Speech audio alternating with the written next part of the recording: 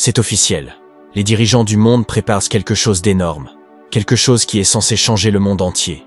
Et quand j'en entends parler, un seul mot me vient à l'esprit. Tribulation. Est-ce encore vrai? Dans un monde où nous avons la technologie pour pirater les êtres humains et les manipuler comme jamais auparavant, que le client a toujours raison, que l'électeur sait ce qui est le mieux. Où avons-nous dépassé ce point? La simple réponse ultime, à savoir « c'est ce que les gens veulent » et ils savent ce qui est bon pour eux, n'est peut-être plus valable. Si vous avez assez de données et assez de puissance de calcul, vous pouvez comprendre les gens mieux qu'ils ne se comprennent eux-mêmes et ainsi les manipuler de façon auparavant impossible. Par exemple, si vous arrivez à faire en sorte que les gens partagent une voiture, vous pouvez réduire de façon massive le nombre de voitures dans les rues. Je crois que c'est à Singapour qu'ils ont étudié comment réduire ce nombre à environ 40% des voitures actuelles, si on les utilisait plus intelligemment. Et ce qui est intéressant avec la technologie, c'est qu'elle rend le partage facile et amusant et non pas agaçant. Avant, c'était un peu compliqué de partager. Il fallait aller chercher une clé à l'autre bout de la ville, ce qui n'est pas pratique quand on veut juste prendre une voiture. Mais si vous pouvez simplement utiliser la voiture de votre voisin grâce à un smartphone et une application sans même connaître ce voisin, alors tout devient beaucoup plus simple et agréable. Et cela change complètement notre façon de penser le transport et la circulation. Mais si vous voulez connaître la vérité, il ne suffit pas d'avoir la technologie pour produire de l'information. Il faut aussi des institutions capables de faire l'effort, de séparer l'information fiable de celle qui ne l'est pas. L'information, c'est que le monde sera plus riche, et vous savez, on pourra travailler moins et avoir plus. On nous fournira un médecin IA, un tuteur IA. Mais vous, à quoi pensez-vous quand vous entendez le mot tribulation? Qu'est-ce qui vous vient à l'esprit? Est-ce l'homme du péché? L'homme qui s'élèvera au pouvoir et dirigera le monde entier? Si c'est le cas, j'ai déjà partagé mes réflexions sur qui je pense que cela pourrait être dans une vidéo précédente. Donc, nous n'allons pas revenir là-dessus aujourd'hui. Peut-être que vos pensées se tournent vers le MO, je l'abrège volontairement pour une raison précise, mais là encore, c'est un sujet que nous avons déjà abordé dans une autre vidéo. Peut-être vous demandez-vous qui sont les deux témoins de l'Apocalypse? Qui sont-ils? Que feront-ils? Là aussi j'ai déjà donné mon avis sur qui pourraient être ces deux personnages. Ou alors vous pensez à l'abomination de la désolation, aux 7 trompettes de l'Apocalypse, ou même aux terrifiants 4 cavaliers? Peut-être que ce sont ces choses-là qui vous viennent à l'esprit? Eh bien, croyez-le ou non, nous avons déjà abordé en profondeur tous ces sujets sur cette chaîne. Vous vous demandez sûrement, Joe, mais qu'est-ce qu'il reste à dire? N'as-tu pas déjà tout dit à propos de la tribulation? Eh bien non. Pas encore. Il y a encore des aspects de la tribulation qui ne reçoivent pas beaucoup d'attention. Et aujourd'hui, je veux explorer l'un des éléments les plus mystérieux de tous, le restricteur. L'un des mystères les plus déroutants de la prophétie biblique est « Qu'est-ce que le restricteur » ou « Qui est le restricteur » dont parle Paul dans 2 Thessaloniciens chapitre 2. La Bible dit « Et maintenant, vous savez ce qui le retient, afin qu'il soit révélé en son temps. Car le mystère de l'iniquité agit déjà. Il faut seulement que celui qui le retient encore ait disparu. » Alors, qu'est-ce que ce restricteur? Et pourquoi est-ce si important? Il existe plusieurs théories, et chacune d'entre elles repose sur des arguments bibliques solides. Premièrement, le Saint-Esprit. L'un des points de vue les plus largement acceptés est que le restricteur, celui qui retient, est le Saint-Esprit, agissant à travers l'Église. L'idée est que tant que l'Église est présente sur terre, l'influence du Saint-Esprit freine le mal et l'empêche de prendre totalement le contrôle. Cela se rattache en fait à la théorie de l'enlèvement avant la tribulation, pré-tribulation, que nous allons également aborder, tout comme les autres interprétations. Mais selon ceux qui défendent cette vision, une fois que l'Église sera enlevée au ciel, l'œuvre restrictive du Saint-Esprit sera retirée, permettant à l'Antichrist de prendre le pouvoir sans opposition. Maintenant, que vous soyez d'accord ou non avec cette position, il y a une chose qu'on ne peut pas nier. Même si l'Église n'est pas ce qu'elle devrait être, une fois qu'elle aura disparu, plus rien ne l'empêchera. Toute la lumière du Christ, toute la bénédiction de la parole de Dieu, seront entièrement retirées. Mais avant de vous précipiter dans les commentaires, calmez-vous. Nous allons discuter chaque point de vue de manière équilibrée et équitable, un peu plus tard dans la vidéo. Deuxièmement, l'archange Michel. Une autre théorie populaire est que le restricteur est l'un des anges les plus puissants. L'archange Michel, car il est connu comme le protecteur du peuple de Dieu. On voit Michel mentionné dans Daniel 10, 13, 21, puis à nouveau dans Daniel 12, 1, où il veille sur les descendants de Jacob. Selon ce point de vue, le retrait de Michel de son rôle de protecteur pourrait coïncider avec la montée en puissance de l'Antichrist, ce qui permettrait au mal de se déchaîner pendant la tribulation. Et cela aurait du sens. Pourquoi Michel disparaîtrait-il soudainement de la scène? Eh bien, nous savons qu'il a autre chose à faire ailleurs. Dans Apocalypse 12:7, on lit que l'archange Michel mène un immense combat dans le ciel, avec ses anges, contre le dragon et ses anges. Oui, je vous entends dire, Joe, mais comment cela soutient-il l'idée que Michel veille sur les descendants de Jacob? N'oubliez jamais ceci, seul Dieu est omniprésent. Même les anges ne peuvent pas être à deux endroits à la fois. Alors, se pourrait-il que Michel ait dû abandonner cette tâche importante de protection pour aller accomplir sa mission céleste? Peut-être que Michel a dû quitter la terre pour accomplir une tâche encore plus importante dans les cieux. Personnellement, je pense qu'il y a quelque chose qui rend cette théorie un peu discutable. Je crois que ce grand affrontement a déjà eu lieu et que le malin ainsi que ses anges déchus ont déjà été chassés du ciel. Cependant, beaucoup parmi vous qui soutenez cette position diraient « Oui, il a été chassé du ciel en tant qu'ange saint, mais il conserve encore un certain accès, ou du moins, il tentera de remonter au ciel une dernière fois pendant la tribulation. » Je vous laisse donc partager vos avis en commentaire. Troisièmement, le gouvernement humain, et en particulier celui qui maintient une certaine morale biblique authentique. Certains croient que le restricteur, c'est le système humain de lois et de gouvernance, les structures d'ordre qui empêchent actuellement le chaos. Selon cette théorie, une fois que la loi et l'ordre s'effondreront et que la dernière génération de dirigeants politiques favorables à la foi chrétienne aura disparu avec leurs valeurs, alors, le chemin sera ouvert pour le règne de l'Antichrist. Ce point de vue, je suppose, peut sembler plus crédible et cohérent avec l'idée que la société pourrait s'effondrer, créant ainsi un vide qui permettrait à l'Antichrist de s'emparer du pouvoir. Mais mon cher ami, peu importe vers quelle théorie tu penches, une chose est absolument certaine. Une fois que le restricteur sera retiré, les portes du mal s'ouvriront, et la grande tribulation commencera pleinement. Et pour citer le prophète Jérémie, hélas, car ce jour est grand, il n'y en a point eu de semblable. C'est un temps d'angoisse pour Jacob, mais il en sera délivré. Jérémie 37. Et pour citer Jésus-Christ lui-même, car alors, la détresse sera si grande, qu'il n'y en a point eu de pareil depuis le commencement du monde, jusqu'à présent, et qu'il n'y en aura jamais. Matthieu 24, 20 et 1. Écoute-moi bien, quand on parle de la prophétie des temps de la fin, l'un des passages les plus cruciaux, c'est la prophétie des 70 semaines dans Daniel 9. Cette ancienne vision trace une ligne du temps pour l'histoire d'Israël, et plus encore pour les événements qui mènent jusqu'à l'avènement de l'Antichrist, à la période de la tribulation et finalement au retour de Jésus-Christ. Es-tu curieux d'en savoir plus? Tu devrais l'être, car comprendre cette prophétie permet de saisir le tableau global. L'ange Gabriel dit à Daniel que 70 semaines d'années, soit 490 ans, sont déterminées pour le peuple d'Israël et pour Jérusalem. Mais ces 490 ans sont divisés en 3 segments clés. 1. Les 7 premières semaines, soit 49 ans. Cela commence avec le décret de reconstruction de Jérusalem. De nombreux historiens et érudits bibliques s'accordent à dire que cela a été accompli en 445 avant Jésus-Christ. Lorsque le roi Artaxerxès a autorisé la reconstruction du temple, a permis aux descendants de Jacob de retourner sur leur terre, et a accordé des exemptions fiscales à ceux qui servaient dans le temple. 2. Les 62 semaines suivantes, soit 434 ans après la reconstruction. Cette période s'étend jusqu'à la venue du Messie, le Prince, une prophétie que beaucoup de croyants et d'érudits estiment accomplie en l'an 30 après Jésus-Christ, avec la première venue de Jésus-Christ et sa crucifixion. 3e, une dernière semaine, qui représente 7 années. C'est la partie culminante de la prophétie, et elle n'a pas encore été accomplie. Elle représente la tribulation, les 7 dernières années avant la fin de cet âge. Donc, si tu fais les calculs, tu remarqueras que les 2 premières parties sont déjà passées. Alors, qu'en est-il de la dernière semaine? Eh bien, c'est celle qui est encore devant nous. Et c'est là que les choses deviennent intéressantes.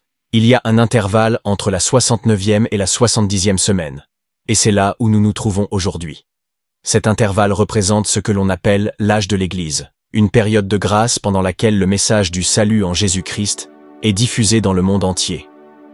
C'est un temps de grâce, mais il ne durera pas éternellement. Et c'est précisément pourquoi, si tu es en dehors du royaume de Dieu aujourd'hui, Tu dois prêter attention à ce message. Repens-toi et mets ta foi en Jésus-Christ dès maintenant, tant que nous sommes encore dans le jour de la grâce. Daniel 9, 27 se concentre sur cette dernière semaine de 7 ans. Cette période sera marquée par une alliance avec une figure puissante, l'Antichrist. Pendant la première moitié, soit 3 ans et demi, il y aura principalement la paix, car l'Antichrist se présentera comme la solution à tous les problèmes du monde, avec ruse et charme. Mais à mi-chemin, il brisera l'alliance avec le peuple de Jacob et commettra l'abomination de la désolation.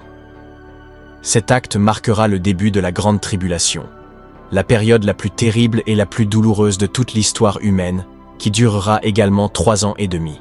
Pendant ce temps, de nombreux enfants de Jacob reconnaîtront que Jésus est réellement le Messie, et ils viendront à la foi en voyant beaucoup de signes et de prodiges. Et encore une fois, si tu veux savoir qui je pense que ces personnes sont, je t'invite à regarder cette vidéo ici. Mais souviens-toi aussi de ceci, ils viendront également à la foi, parce qu'il y aura 144 000 évangélistes issus des 12 tribus de Jacob.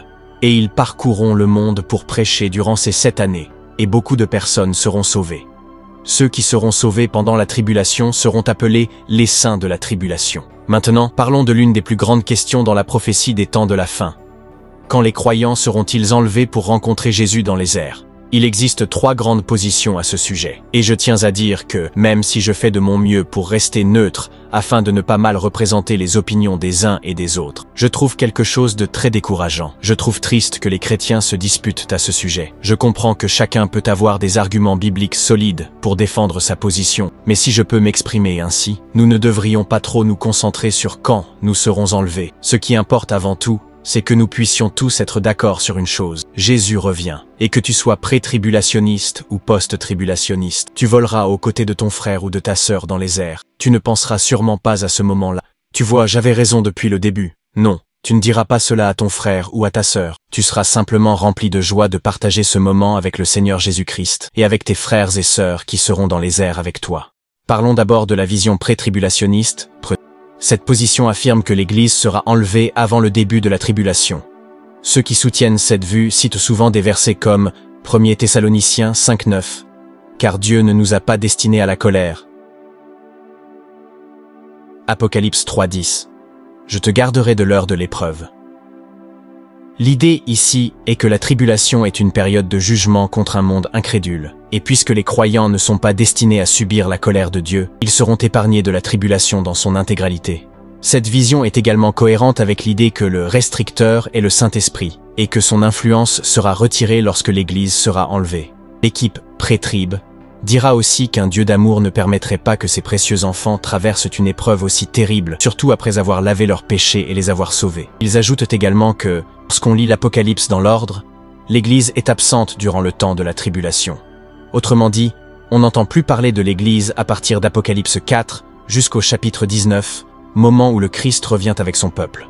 Maintenant, abordons la vision mi-tribulationniste. Les partisans de cette vision suggèrent que l'enlèvement, le harpazo, aura lieu à mi-chemin de la tribulation, après les 3 ans et demi initiaux, juste avant que la période la plus terrible, la grande tribulation, ne commence. Cette position repose sur la distinction entre la première moitié relativement paisible de la tribulation et la seconde moitié bien plus dure et intense.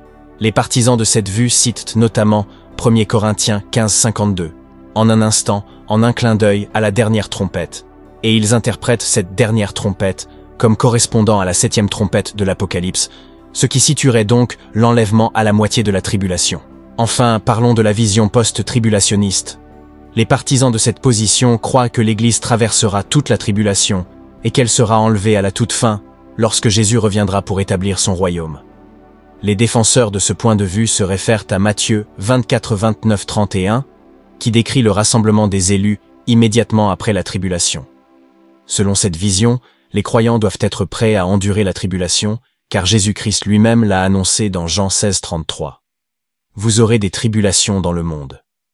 Ils ajoutent aussi que les croyants vivant dans des pays où le christianisme est persécuté n'ont aucun mal à adhérer à cette vision post-tribulationniste, car ils savent déjà ce que signifie souffrir pour Christ.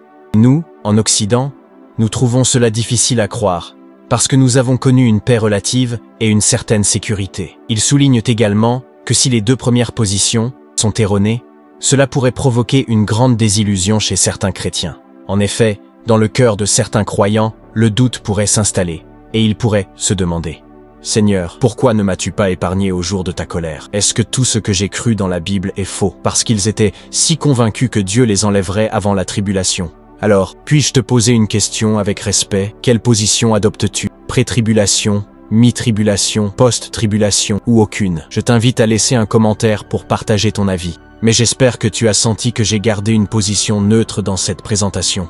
Et j'espère aussi que tu n'as toujours pas deviné de quel côté je suis, car en un sens, tu sais pourquoi je dis cela? Parce que ce que je pense, en réalité, n'a pas tant d'importance. Je suis juste un gars ordinaire comme toi. Et ce que Joe Kirby pense n'a pas plus de poids. Mais peut-être qu'un jour, quand je serai un peu plus sage, je partagerai mes pensées sur ce sujet. Mais pour l'instant, je suis très conscient que nous avons une grande audience, et je ne veux pas induire en erreur les plus jeunes dans la foi. Aussi embarrassant que cela puisse être à admettre, j'ai déjà dit des choses stupides sur cette chaîne, et il m'est arrivé de perdre le sommeil la nuit en me demandant « Pourquoi ai-je dit ça? Je ne peux plus revenir en arrière. » Et l'Écriture dit « Mes frères, qu'il n'y ait pas un grand nombre d'entre vous qui se fassent enseignants, car nous serons jugés plus sévèrement. » C'est d'ailleurs un verset que nous devrions recommencer à faire circuler, surtout auprès de cette génération de jeunes de 19 ans sur TikTok, ou de stars des réseaux sociaux qui sont sauvés depuis 5 minutes et qui veulent déjà enseigner la Bible. Nous devons vraiment nous assurer de bien connaître les faits, car il y a un juge silencieux qui tient un compte de chaque parole inutile que nous prononçons. Oui. Par tous les moyens, partage ton témoignage. Oui, par tous les moyens, partage un verset qui t'a encouragé. Mais quand on vient en ligne et qu'on parle devant des milliers de personnes en disant « Voici ce que je crois que la parole de Dieu dit », alors tu ferais mieux de t'assurer d'avoir fait tes devoirs. Parce qu'il y a des âmes éternelles que nous touchons, et l'Évangile compte vraiment. Et le Seigneur Dieu nous en demandera compte un jour. Nous rendrons compte de chaque âme à qui nous avons prêché la parole. Avons-nous fait nos recherches? Sommes-nous absolument certains que ce que nous disons est vrai?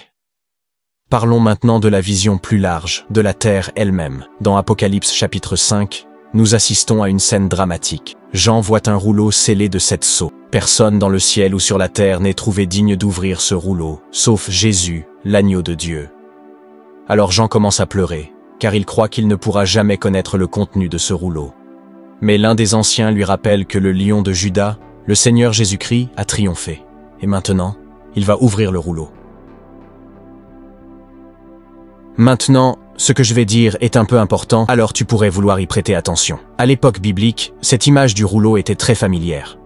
Tu vois, si tu faisais faillite à cette époque, ton titre de propriété était enroulé dans un rouleau et scellé avec 7 sceaux. Et sur le revers du rouleau, on écrivait le prix qui devait être payé pour racheter la propriété. Tu avais alors 7 ans pour essayer de racheter ton bien. Donc ici, on peut voir une image très similaire. Ce rouleau est en réalité le titre de propriété de la terre. Imagine que la terre soit spirituellement en faillite. Lorsque Adam et Ève ont péché, l'humanité a perdu la domination sur la terre, et désormais, elle se trouve sous la puissance des forces du mal. Et à cause de cela, elle doit payer le prix de cette faillite. Tout comme dans les temps bibliques, quand quelqu'un perdait sa propriété à cause d'une dette, seul un proche parent, un rédempteur, pouvait la racheter. Et dans notre cas, Jésus, notre parent, notre rédempteur, le seul digne, est le seul qui puisse racheter ce que nous avons perdu. Parlons maintenant des 7 sceaux. À chaque fois que l'un de ces 7 sceaux est brisé, un jugement différent est déclenché sur la terre. Je vais les passer très rapidement en revue, sauf le premier. Le cavalier sur le cheval blanc représente l'Antichrist. L'Écriture dit dans Apocalypse 6:2 « Je regardais, et voici un cheval blanc. Celui qui le montait tenait un arc. Une couronne lui fut donnée, et il partit en vainqueur et pour vaincre. » Je me suis souvent demandé ce que cela signifie quand il est dit qu'il tient un arc dans sa main. Et, comme tu le sais si tu as vu mes vidéos précédentes, j'ai spéculé que ce mot grec, toxon, est le même mot que celui utilisé pour désigner un arc-en-ciel. Et il est aussi dit que dans les jours de Noé, Dieu a mis un arc dans le ciel, pour promettre au monde qu'il ne le jugerait plus jamais de cette manière. Et à cause de cela, j'ai souvent pensé, et si cet homme arrivait en ville en brandissant un drapeau arc-en-ciel? Je pense que tu sais très bien ce que j'essaie de dire ici, mais il y a quelque chose d'autre qui m'a poussé à remettre en question cette vision encore et encore. Je vais te demander de lire entre les lignes. Récemment, mon petit garçon Samuel et moi, nous avons étudié la Bible ensemble. Nous avons étudié la vie d'Abraham. Et si tu connais bien l'histoire, tu sais qu'Abraham et sa femme Sarah ont reçu la promesse d'une grande nation, mais malheureusement, ils n'ont même pas eu un seul enfant ensemble. Et parce que Sarah était vieille, ils ont commencé à douter de la promesse de Dieu et ont décidé de prendre les choses en main. Ainsi, Abraham eut un enfant avec une femme nommée Agar, et ils appelèrent ce fils Ismaël. Maintenant, l'Écriture dit spécifiquement que les lignées d'Ismaël et d'Isaac, le fils qu'Abraham et Sarah eurent finalement ensemble, ces deux lignées seraient effectivement en conflit l'une avec l'autre.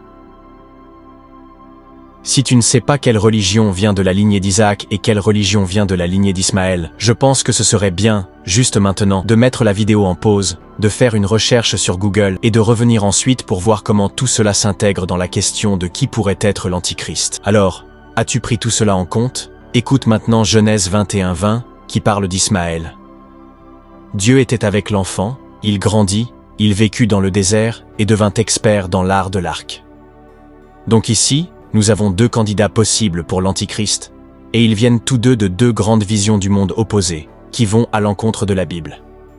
Et si tu es honnête avec moi, tu peux voir l'une ou l'autre de ces deux visions, l'un ou l'autre de ces deux projets, prendre le contrôle du monde entier. Pourquoi? Parce que nous pouvons voir que les deux croissent à une vitesse rapide, chacune avec son propre arc.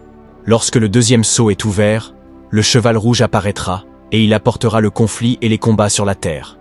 Lorsque le troisième sceau est ouvert, le cheval noir apparaîtra et avec lui, il apportera une pénurie de nourriture pour l'humanité. Lorsque le quatrième sceau est ouvert, un cheval pâle arrivera sur la scène, et, comme sa couleur, il apportera la mort.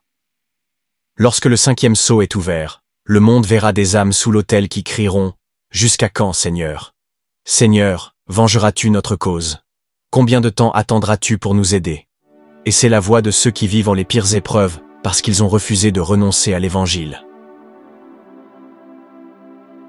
Lorsque le sixième sceau sera ouvert, des perturbations cosmiques se produiront autour du monde. Le soleil deviendra noir, la lune deviendra rouge, et les étoiles tomberont du ciel. Et la colère de Dieu sera ressentie de manière si aiguë à travers toute la terre, que même les hommes et les femmes non-croyants diront « Montagne, tombez sur nous, montagne, cachez-nous de la colère de l'agneau. » Lorsque le septième sceau sera ouvert, il y aura un silence dans le ciel pendant 30 minutes. Ensuite, un ange jettera un censer du ciel sur la terre, ce qui entraînera des tonnerres, des éclairs et des secousses du sol. Puis, les 7 trompettes, dont nous avons parlé en détail dans une vidéo précédente, commenceront. Tous ces sceaux représentent Jésus réclamant la propriété de la terre. Mais cela vient à un grand prix de jugement.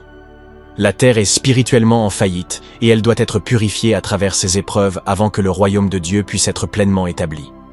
Tout le monde doit savoir que nous ne devons pas oublier la sévérité de ce qui arrive pendant la tribulation. La Bible parle non seulement des 7 sceaux, mais aussi des 7 coupes de la colère.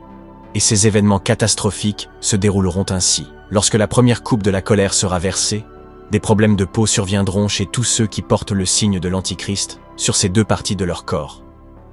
Lorsque la deuxième coupe de la colère sera versée, la mer se transformera en sang, tout comme cela s'est passé à l'époque de Moïse avec le fleuve Nil. Lorsque la troisième coupe de la colère sera versée, les rivières et les sources du monde entier se transformeront à nouveau en sang. Lorsque la quatrième coupe de la colère sera versée sur la terre, le soleil deviendra de plus en plus brûlant, jusqu'à ce que les gens ne puissent plus le supporter. Lorsque la cinquième coupe de la colère sera versée, des ténèbres tomberont sur le royaume de l'Antichrist. Lorsque la sixième coupe de la colère sera versée, l'Euphrate s'asséchera, préparant le chemin pour les rois de l'Orient et leurs 200 millions qui commenceront à marcher vers la Terre Sainte. Lorsque la septième coupe de la colère sera versée, une déclaration finale de cela est accomplie sera entendue, ce qui entraînera l'effondrement ultime de tous les systèmes de la Terre. Chaque jugement est une étape vers la réponse juste de Dieu au péché et à la rébellion, ouvrant la voie à son beau royaume éternel. Jésus nous a avertis que la tribulation viendrait. Dans Jean 16:33, il dit « Dans ce monde, vous aurez des tribulations. Mais prenez courage, j'ai vaincu le monde. » C'est là l'espoir ultime pour le chrétien. Oui, la tribulation sera un temps de difficulté immense, mais pour ceux qui mettent leur confiance en Jésus-Christ, il y a un espoir au-delà du chaos. Et c'est vraiment l'espoir ultime pour le chrétien.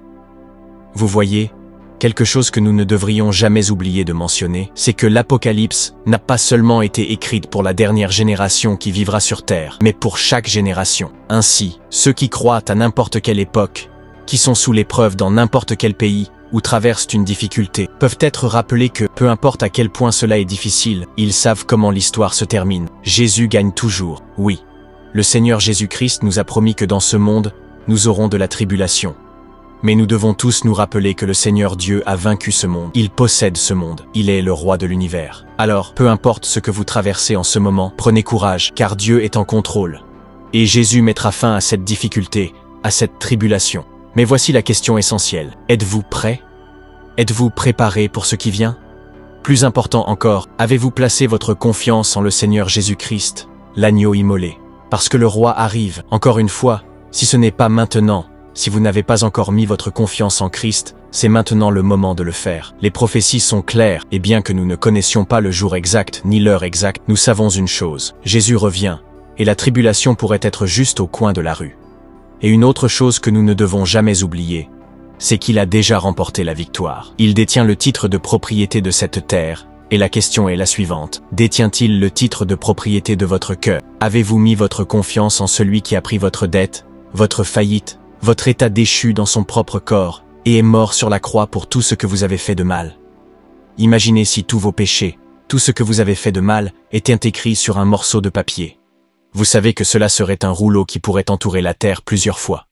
Et pourtant, Jésus-Christ, si vous voulez, a pris ce rouleau dans son corps. Il a pris toute la dette de vous, de moi, de toutes les personnes dans le monde.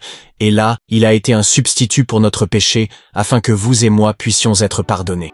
Et si vous voulez en savoir plus sur la tribulation, si vous vous dites « Ce vidéo est très longue, Joe, mais j'aimerais en savoir plus. Quelles sont les parties que tu n'as pas abordées? Parle-moi des 7 trompettes, des 4 cavaliers, de l'Antichrist et de qui tu penses qu'il est. Eh bien, j'ai une playlist complète ici. Cliquez dessus dès maintenant si vous voulez en savoir plus. Et si vous ne vous êtes pas encore abonné et que vous avez trouvé cette vidéo utile, n'oubliez pas de vous abonner. Que Dieu vous bénisse tous et merci beaucoup d'avoir regardé.